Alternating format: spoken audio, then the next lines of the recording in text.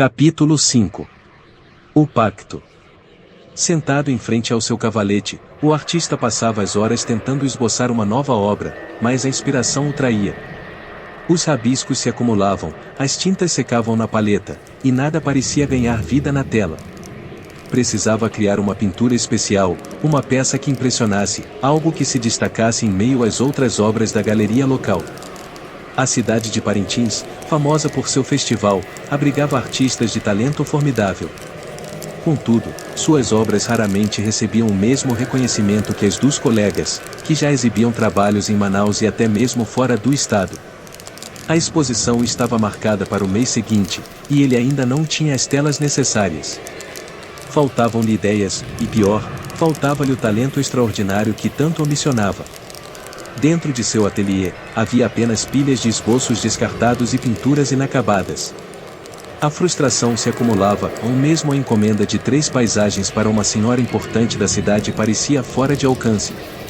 Naquela noite, com atenção crescente, trabalhou até tarde, o cheiro forte de tinta a óleo, querosene e terebentina misturando-se ao aroma do café.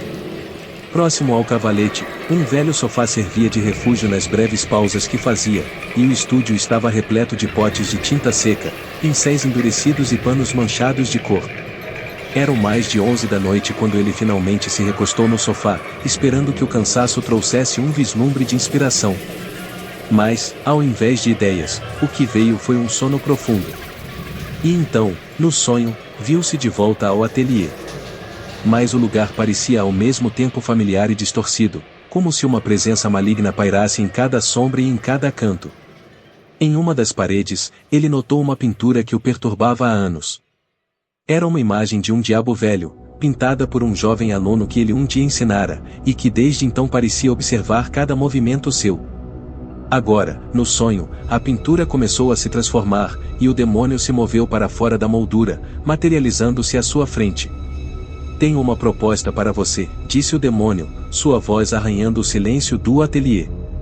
"Entregue-me sua alma, e eu lhe concederei o dom de criar a melhor pintura da sua vida."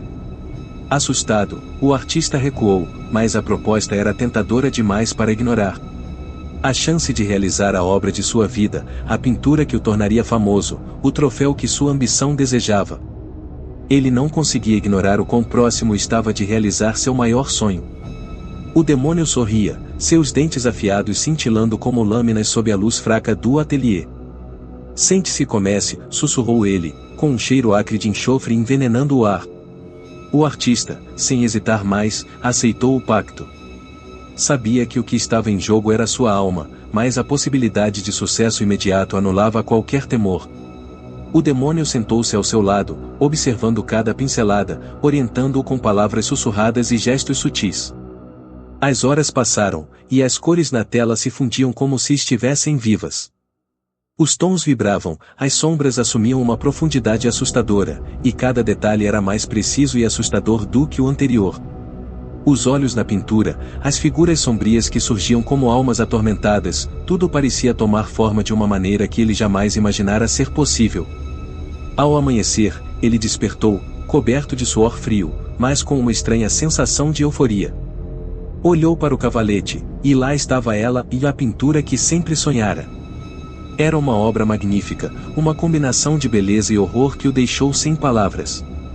Dias se passaram e, estranhamente, a pintura parecia mudar de aparência. Era como se as figuras nela presas se moviam imperceptivelmente, talvez sussurrando, talvez observando. E o artista não conseguia mais dormir. As noites tornaram-se uma tortura de insônia e ruídos estranhos. Ele começou a ouvir vozes, o som de alguém gemendo de dor, de pessoas chorando, e de gritos que vinham de algum lugar distante, como um eco que nunca cessava. Sua saúde piorava a cada dia. O cansaço exauria seu corpo, mas ele não conseguia se afastar do estúdio. A pintura o chamava constantemente, e ele a estudava com uma obsessão febril, buscando entender o mistério que ali estava. Na noite que antecedia a exposição, ele teve outro pesadelo. Desta vez, estava novamente no ateliê, e o demônio estava lá, esperando por ele. "Chegou a hora de você cumprir sua parte", disse o demônio, sua voz soando como 1000 vozes fundidas em uma. Acordou com o corpo pesado, os olhos ardiam como se tivessem sido expostos à luz por horas. Levantou-se, mas sentiu uma pressão invisível que o empurrava de volta para o cavalete. A tela parecia atrair sua mão, e ele pegou o pincel, mesmo sem saber o que pretendia pintar. A tinta, que antes parecia secar tão rapidamente, agora parecia infinita, como se fluísse de uma fonte sombria. Ele começou a pintar outra vez, e enquanto sua mão se movia, uma sombra se formava lentamente na tela. A figura que surgia era familiar, era ele próprio. Mas não como se via no espelho, era um retrato distorcido, com olhos fundos, vazios, e um sorriso macabro. Ao terminar, o artista percebeu que a pintura o observava, cada traço um reflexo das trevas que começavam a consumir sua alma. Na manhã da exposição, sentiu-se forçado a levar a pintura consigo, mesmo sabendo o quanto ela o perturbava. No caminho para a galeria, ele percebeu que as pessoas o evitavam, parecia que viam nele algo de errado, de anormal. Na galeria, a obra foi pendurada em um local de destaque, e as pessoas começaram a chegar. Ao primeiro olhar, a maioria ficava hipnotizada, incapaz de desviar o olhar. Murmúrios de admiração eram abafados pela sensação de desconforto que logo se espalhava entre os visitantes. Durante a exposição, alguns espectadores começaram a se sentir mal, reclamando de tontura e náuseas. Uma mulher desmaiou, e um homem caiu de joelhos, como se estivesse diante de algo sagrado e profano ao mesmo tempo. Os rostos das pessoas ao redor se contorciam em expressões de horror e fascínio. Conforme a noite avançava, o próprio artista sentiu que sua visão ficava turva, e as vozes que antes só ouvia em seu ateliê agora ecoavam por toda a galeria. Eram risos, gritos, sussurros de condenação. As sombras na pintura pareciam se mover mais uma vez, como se quisessem escapar da tela. Ele tentou olhar para longe, mas seus olhos estavam presos, e sentiu um calor opressor vindo de dentro da pintura, um calor que o queimava por dentro, como se algo estivesse sugando toda a sua energia, toda a sua vida. A multidão ao redor se dispersou, e as luzes da galeria começaram a piscar, até que, de repente, tudo se apagou. A escuridão foi rompida por uma chama única que brotava da pintura, uma chama que não era natural. As pessoas gritaram, e o artista caiu de joelhos, incapaz de se mover.